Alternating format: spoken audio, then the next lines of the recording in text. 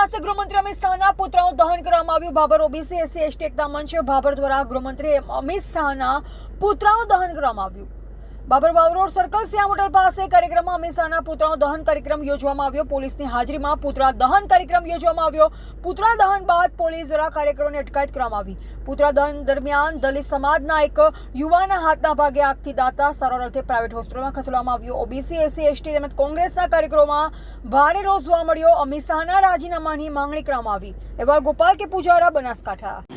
આજના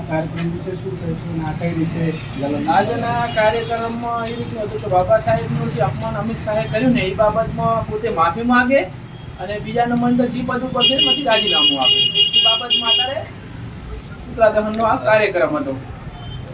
એ દરમિયાન શું ઘટના બની? બાબતમાં આગ લાગતા થોડોક હાથે કઈ રીતે આગ લાગી? આગ લાગતા બાકસને મજા લાગતા હું અડી ગયું। કોઈ રીતના દ્વારા અટકાવવામાં આવ્યા હતા કે પછી પોલીસ અટકાવવામાં આવ્યા, બીજું કશું કરવામાં નથી। પોલીસ આવી હતી? પોલીસ આવી હતી, તમને સારવાર કરવા લઈ ગઈ ખરી? હું મારી જાતે સારવાર માટે આવ્યો। પોલીસે નથી કરી? પોલીસે મને કોઈ સારવાર નથી આપી। શું નામ છે? ખેમાભાઈ શંકરભાઈ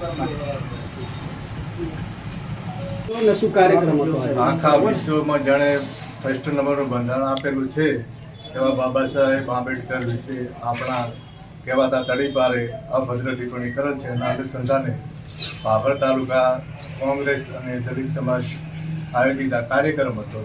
એમાં પૂતળું સળગાવતા આ ભાઈને થોડું આગ લાગી ગઈ સાથે। શું નામ આપનું? મકવાણા ઈશ્વરભાઈ જીવો।